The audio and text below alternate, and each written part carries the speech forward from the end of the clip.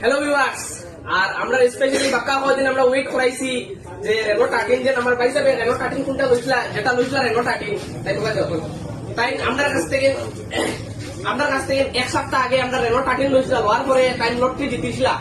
যে তার লটরি জিতার পরে আমরা যেটা ভিডিও বানাই দিয়েছিলাম যে 8GB আর 256GB মোবাইল লইছিলা, আজকে তার ওটা লটরি গিফটটা আইছে। আমরা অপর টিমো থেকে মোটামুটি তারা আইয়া মানে ওটা আমরা গিফটটা দিয়া দিচ্ছি। আমরা ও পয়সা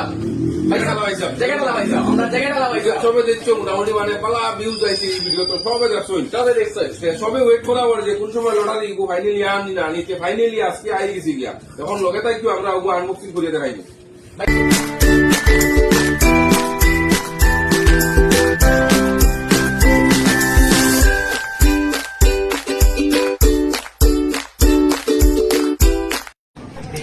আপনার পয়সা জিগেইছে মানে আজকে মানে তুমি যে রেনো 256GB আরেকটা নতুন 40,000 টাকা দিয়ে মোবাইল কিনিয়া 40,000 টাকা আরেকটা পাইছো যে ভাইয়া, তুমি এটা মানে কিরকম ফিলিং করছো, কিরকম খুশি? আমি খুব খুশি আছি।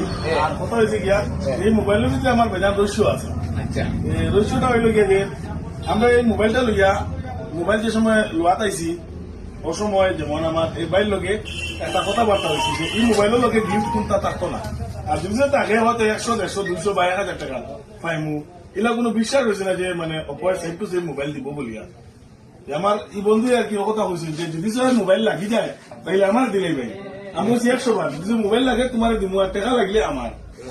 আজকু যে মোবাইলটা লাগছে আর অতদিন মানে আমি কইছি যে আবু আইছে না আমার না, আজকে আই গেছে গিয়ে হিসাবে কইছি আমার আর আমার বাইরে আজকে এই মোবাইলটা আমি তুলিয়ে দিলাম।